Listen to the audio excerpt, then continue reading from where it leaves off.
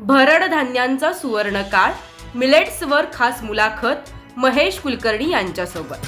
मुलाखतीचे सौजन्य MK organics millets everyday food as a medicine. Millets म्हणजे शेतकऱ्यांचा अभिमान, पर्यावरणाचे रक्षण आणि तुमच्या कुटुंबाचे आरोग्य. आजच मिलेट्स आपल्या दैनंदिन आहारात समाविष्ट करा. संपर्क 9503 69 27 21. खा निरोगी, रहा तंदुरुस्त. MK organics millets everyday. शेतीमध्ये आता सध्या प्रश्न आहेत की कोणत्याही मालाला बाजारभाव नाहीये किंवा शेतीमध्ये येणाऱ्या असंख्य अडचणी असतील. याच्यावरती थोडासा उपाय म्हणून एखादं प्रायमरी प्रोसेसिंग युनिट असावं आपलं. पिकली दोन तर खाई कोण, पिकली दोन तर मंगळवाड्याचा एकच कोण. मंगळवाडा म्हणलं की ज्वारीचं कोटा, दामाजी पंतांचा कोटा. आणि या दामाजी पंतांच्या कोटामध्ये जी अस्सल ज्वारी आहे ती ज्वारी येते आणि ज्याला जीआय टॅगिंग आहे, ज्याला म्हणतो आपण जिओग्राफिकल इंडिकेशन, या भागामध्येच ही ज्वारी चांगली येऊ शकते. नमस्कार, मी राज कुलकर्णी, आरबीएन न्यूज मराठी. आज महेश कुलकर्णी यांच्याकडे आपण इथं आलो आहोत. तर महेश कुलकर्णी यांनी एक वेगळा व्यवसाय शोधलेला आहे की जो आरोग्याविषयी निश्चितपणे उपकारक असून नवीन पिढीला त्याचं काहीतरी घेणं देणं लागतंय, याविषयी आपण जाणून घेऊयात.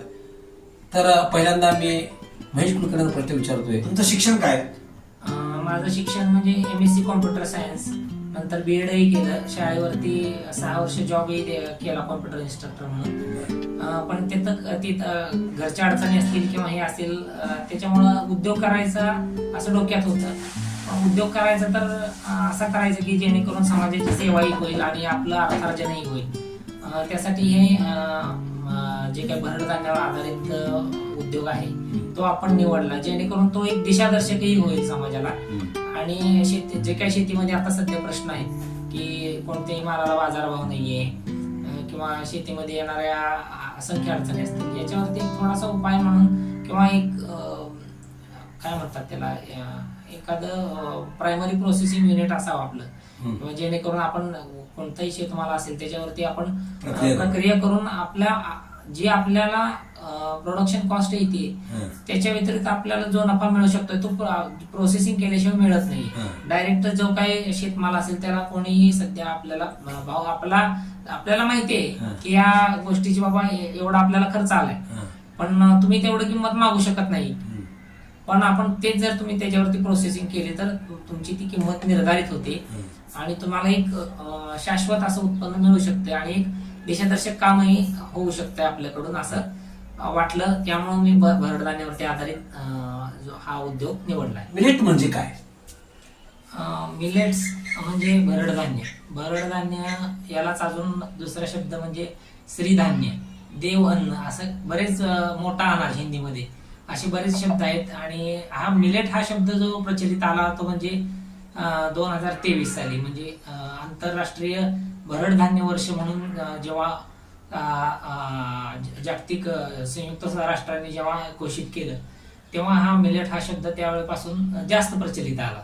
बर, आता हे मिलेट म्हणतोय की मी पूर्वी आपण आपल्या आजी जात्यावरती दळायची, ज्वारी दळायची आणि त्याच्या कण्या करायची. परंतु कण्या खाण्यामध्ये जे आपली ताकद असायची त्याला आता पूरक धान्य म्हणून आता आपण मैदा वापरतोय. मैदा दुष्परिणाम आपण निश्चितपणे म्हणते, चरबी वाढल्यामुळे ठिकाणी पुन्हा म्हणते की वस्तूंपणा आला, पुन्हा डाएटसाठी आपण सिस्टीम करतोय. मग ह्या मैदा हा आला कधी आणि मैद्याच्या अगोदर आपली आजी जी भरड धान्य म्हणून कण्या करायची, त्या दोन्ही तुलना तुम्ही कशी करणार सांगा? आता याचं थोडस पाठीमागं आपण जाऊया 40-50 वर्ष, साधारण 72-75च्या ज्यावेळेला तुम्हाला आता माहित असेल की ज्यावेळेला आपल्याकडे अन्नाचा दुष्काळ पडला त्यावेळेला आपण बाहेरून जे काही तांदूळ गहू मागवले, त्याच्यानंतर आपण ते सोडून द्यायला पाहिजे होतं. आपलं अन्न म्हणजे काय, ज्वारीची भाकरी, बाजरीची भाकरी किंवा नाचणी, हे आपले पारंपरिक जे काही धान्य होते ते आपण सोडून गहू आणि तांदूळ ऍडॉप्ट केलं. मग त्याच्यामुळे होतंय काय की गहू आणि तांदळामुळे आपल्या शरीरातील ग्लुटेनचं प्रमाण वाढते.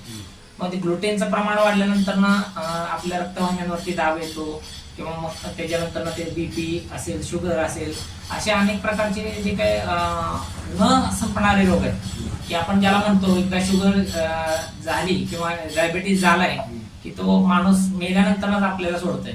असे काय जे काय आजार आहेत ते कायमचे चिकटतात ते ह्या ग्लुटेनमुळे. आणि ग्लुटेन फ्री खाणं किती महत्वाचं आहे ह्या आंतरराष्ट्रीय भरड धान्य वर्षापासून बऱ्याच लोकांना ते समजलेलं आहे. त्यामुळे आता म्हणजे त्याचं एक फलित म्हणून की शहरामध्ये जरी सध्या ग्लुटेन फ्री अन्नाला सध्या मागणी आहे. त्यामुळे भरड धान्य खाण्यात किंवा तसरी धान्य किंवा देवअन्न जे काय आपण म्हणतो हे आता खाण्यात शहरातल्या लोकांचं प्रमाण सध्या तरी वाढलेलं आहे. आता हे वाढलेलं आहे म्हणताय, परंतु आता यासाठी तुम्हाला मी ह्याविषयी काय करावं असं वाटलं किंवा मिलेट बद्दल?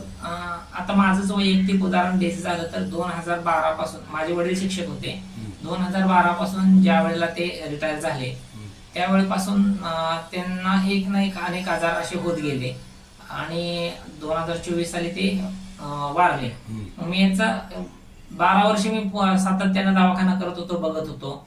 मग त्यावेळेला त्या हॉस्पिटलमध्ये येणारे असे अनुभव किंवा हे असं बघितल्यावर वाटायचं की आपल्याला दवाखाना सोडून काय असेल ते आपल्याला जगणं पाहिजे.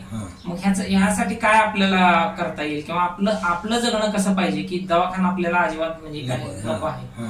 तर याचं एक उत्तर म्हणजे मिलेट आहे. बर, मग त्यासाठी मग तुम्ही कोणत्या पद्धतीचं या ठिकाणी म्हणजे त्याच्यावरती प्रक्रिया करायसाठी योजना आखली? आता आपले जे काही भरड धान्य ज्वारी असेल, बाजरी असेल, नाचणी असेल, त्याच्यानंतर आणखीनही बरेच भरड धान्य जसं की सावा, सामा, कोदो, राळा असेल, भगर असेल, अशी बरेच आणखीन भरड धान्य आहेत. याच्यापैकी आपल्याकडे पश्चिम महाराष्ट्रात आपले त्यातूनही आपण मंगळवेढ्यात आहोत. म्हणजे मालदांडी ज्वारी. मालदांडी ज्वारी ही अतिशय पौष्टिक आहे खाण्यासाठी. आणि हैदराबादच्या शास्त्रज्ञांचं असं संशोधन आहे की मालदांडी ज्वारीपासून जेवढे काय असे प्रोडक्ट आपण जेवढे काही आपण उपपदार्थ बनवू ते सगळे पौष्टिक आहेत आणि चांगले आहेत शरीरासाठी. मग यासाठीच आपण त्यातनं थोडेसे जे काय आता सध्या मार्केटमध्ये म्हणा किंवा लोकांना आवडणारे पदार्थ जसं की ज्वारीचा रवा असेल, दलिया असेल, त्याच्यानंतर ज्वारीचे प्रीमिक्स असतील, काही इडली असेल, उपमाचं प्रीमिक्स असतील किंवा ज्वारीची चकली असेल किंवा असे आणखीन बरेच प्रोडक्ट आहेत की सध्या आता ते ग्राहकांना आवडत आहेत. मग त्याच्यावरती आपण ते प्रोसेस करून ज्वारीची बिस्किट असतील, नाचणीची बिस्किट असतील, त्याच्यानंतर मिलेट भरड धान्याचा पास्ता असेल, नूडल्स असतील, त्याच्यानंतर पोहे असतील. ज्वारीचे पोहे म्हणले की लोकांना ज्वारीपासून कसे पोहे बनतात असं थोडंसं आश्चर्य वाटतं, पण ज्वारीपासून शेकडो पदार्थ बनू शकतात. मग आता तुम्ही सध्या कोणकोणत्या पदार्थाचं उत्पादन करताय? आता आपण बेसिकली आपण जे ग्राहकांना आवडलेले आहेत जसं की ज्वारीचा रवा असेल, दलिया असेल, ज्वारीची इडली असेल, त्याच्यानंतर बिस्किट असतील आणि पोहे आणि नूडल्स ह्या एवढ्या प्रकारात आपण सध्या काम करतोय. आणि याच्यापेक्षाही आणखीन बरेच प्रोडक्ट आहेत पण सध्या तरी याच्यावरती काम करतोय. भविष्यात आपण तेही बाकीची पण जे काही लोकांना आवडतील अशी पदार्थ आपण ज्वारीपासून बनवणार. आता तुम्ही बिस्किट जे बनवताय, मग बिस्किटाच्या विक्रीच्या किमतीवरती लोक म्हणतात की मैद्याची बिस्किट 60 रुपये मिळतात, तुम्ही 100 रुपये विकताय, 40 रुपये फरक. मग हा 40 रुपये फरक होण्याचं कारण काय? आपण आता जी तुलना करतोय सध्या या पदार्थांची किंवा या प्रोडक्टची ती आपण पारंपरिक जे काय मैद्याची किंवा मोठ्या कंपन्यांनी बनवलेल्या प्रोडक्टची आपण कम्पेअर करतोय. पण त्याच्यामध्ये अगदीच हलक्या प्रकारचा सगळे पदार्थ वापरले असतील जसं की मैदा, त्याच्यानंतर पाम तेल असतील, साखर असेल, हे सगळे शरीराला घातक आहे. आणि आपल्याला जर चांगलं खायचं असेल तर आपल्याला चांगलं पदार्थ तो मिळण्यासाठी पण आता जसं की तूप असेल, गुळ असेल, यांची थोडी किंमत जास्तच मोजावी लागते. मग ते बनायला पण थोडस आपल्याला कॉस्ट जास्त येते, एवढंच आहे. मग आपल्याला सवय लागलेली आहे की थोडस स्वस्तातलं खायचं. मग ते स्वस्तातलंच एक दिवस महागात इतकं पडतं की ते दवाखान्यासाठी आपल्याला किती त्याच्यावरती पैसे आपले खर्च झाले याचा जर गणित मांडलं तर ते आपल्याला कधी खाणं चांगलं असावं हे कधी आपल्याला पटेल. आहार चांगला असला पाहिजे. आहार चांगला असला. आहारामध्ये आता ज्वारी म्हणतोय, ज्वारीच्या देखील म्हणजे मालदांडीला तशी किंमत जास्तच आहे. आता तुम्ही गुळ वापरता, गुळ तुम्ही सेंद्रिय गुळ वापरताय, साखरेपेक्षा गुळ हा महागच आहे.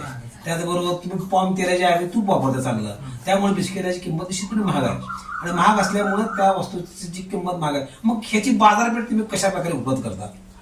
सध्या बाजारपेठ म्हणजे ज्यांना याचा आहाराबद्दलचं महत्व आहे किंवा ज्यांना वाटतं की फूड ऍज अ मेडिसिन आपण वापर करावा, असे लोक अशा किमती बाबतीत काहीच बोलत नाहीत किंवा त्यांना प्रोडक्ट आपण उपलब्ध करून दिलंय याचाच आनंद जास्त होतोय.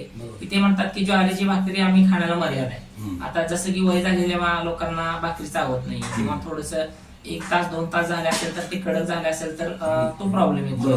मग त्यासाठी आपल्याला होता होईल तेवढी ज्वारी कशी खाता येईल. मग हेच जसं की आपण आता ज्वारीचा रवा बनवतोय, त्याचा तुम्ही उपमा बनवू शकताय, शिरा बनवू शकताय. आणखी जसं तुम्ही हा रेग्युलर जो काही गव्हाचा रवा बनवतात त्या रव्यापासून जेवढे पदार्थ बनतात तेवढे आपण ज्वारीपासून बनवलेल्या रव्याचे पण पदार्थ आपण करू शकता. म्हणजे पूर्वी ज्वारी ही दररोज खाली जायची, सणाच्या वेळी फक्त गहू खाली जायचं. पण आता मात्र असं झालं की आपण कायम कंटिन्यू गहू खातोय आणि कधीतरी संध्याकाळच्या वेळी भाकरी केली जातात. परंतु आता भाकरीची सवय लोकांची मोडली आहे.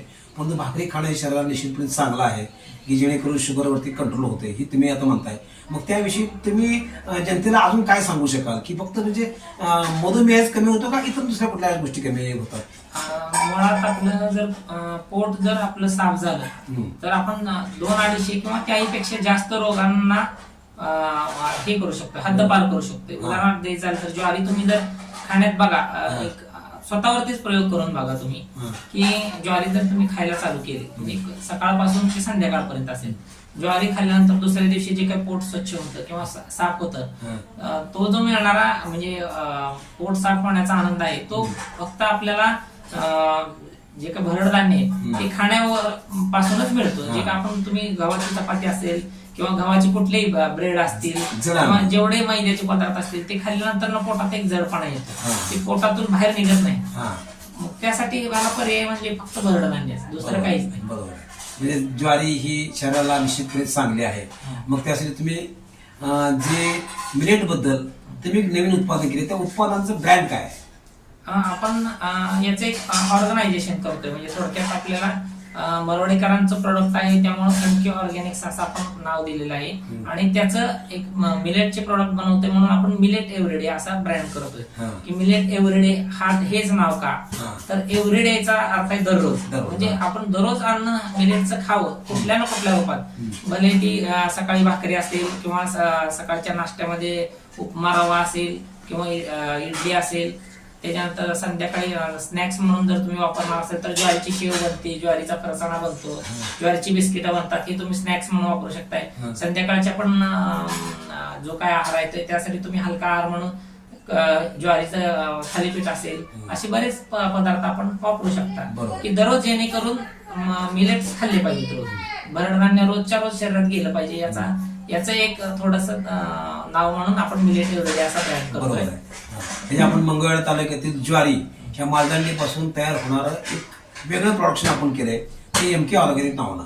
है आता एमके ऑर्गॅनिक या विषयी तुम्ही माहिती सांगितलीत. आता एमकेच्या माध्यमातून कोणकोणत्या पद्धतीचे उत्पादन तुम्ही करणार आहात पुढील काळामध्ये? पुढील काळामध्ये आपण जसं की जेवढे काही ऑर्गॅनिक आता सध्या आपल्याकडं जेवढे काही तृणधान्य असतील किंवा बाकीचे पण हे असतील मूग असेल, मटकी असेल, देशी गावरान जे काही सध्या लोकांना बाहेर उपलब्ध होत नाहीये ते आपण पावसाच्या पाण्यावरती येणारे किंवा अगदीच त्याला काही खत कोणतेही रासायनिक न वापरलेली असे जेवढे काही सेंद्रिय पदार्थ असतील तेवढे सगळे आपण या एमके ऑर्गॅनिक्सच्या अंडर आपण पुढं ग्राहकांना आपण देणार. त्यासाठी तुम्ही उद्योग समूह तयार केलाय. मग ही उद्योग समूह तयार करण्यासाठी तुम्ही म्हणजे कुणाकडून अर्थसहाय्य घेतलं? आता या बाबतीत भरपूर शासनाच्या योजना आहेत, जसं की PMFME आपण निवडलेला आहे. या PMFME मधून तुम्ही 35% पर्यंत अनुदान घेऊ शकता आणि जे काही तुम्हाला भरडधान्यावरती आधारित जे काही मशिनरी लागणार आहे त्या सगळ्या तुम्ही उभारून तुमचा उद्योग उभारू शकता. आता तुम्ही कोणकोणत्या मशिनरी आणलेल्या आहेत? आता सध्या आपण 4 प्रोडक्ट सिलेक्ट केलेले आहेत. जसं की ज्वारीचा रवा असेल किंवा कोणताही भरडधान्याचा रवा असेल, पोहे असतील, नूडल्स असेल आणि बिस्किट. तुम्ही 4 सध्या प्रोडक्शन करताय. तर धन्यवाद. तुम्ही या ठिकाणी मिलेट बद्दल चांगली माहिती सांगितलीत आणि एक जनतेला तुम्ही काय संदेश द्याल?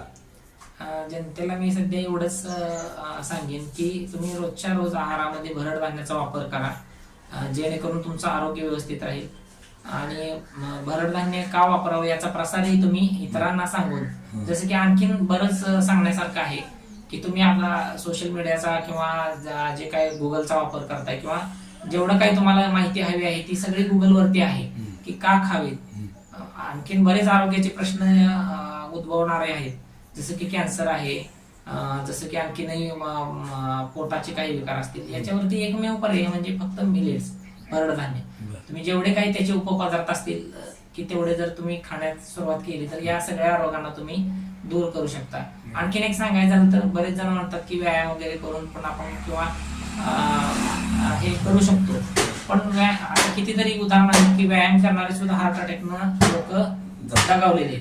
मग ह्याचं कारण काय तर त्याचा आहार. तुम्ही इकडे व्यायाम भरपूर कराल सकाळ संध्याकाळ किंवा काय असेल ते 2-2 तास, पण खाणं जर चांगलं नसेल तर तुम्हाला ते रोग काही वाचू शकणार नाही, तुम्हाला त्याला बळी पडणारच तुम्ही त्याला. त्यासाठी फूड ऍज अ मेडिसिन आपल्या टॅगलाईन आहे, त्याप्रमाणे तुम्ही जर त्याचा वापर केला तर चांगलं अन्न हेच औषध, चांगलं अन्न हेच औषध, हाच त्याच्यावरती उपाय. बर, 2 तर खाईल कोण, पिकली 2 तर मंगळवाड्याचा एकच कोण. मंगळवाडा म्हणले की ज्वारीचं कोटार, दामाजी पंतांचं कोटार. आणि या दामाजी पंतांच्या कोटारामध्ये जी अस्सल ज्वारी आहे ती म्हणजे मालदांडी. आणि या मालदांडीच्या ज्वारीवरती प्रक्रिया करण्यासाठी महेश कुलकर्णी आणि जो काही उद्योग समुदाय आहे त्या उद्योगाच्या मध्ये मालदांडी ज्वारी तुम्ही का वापरता?